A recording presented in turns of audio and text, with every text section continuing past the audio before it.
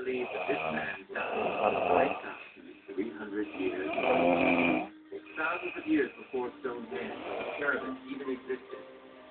Emerging from the snow and ice, so different from his, he couldn't begin to imagine. His position face down in the snow caused his arm to contort at right angles. Today, he lies in a specially created freezer, constantly sprayed with water to maintain a thin layer of ice over the body, which keeps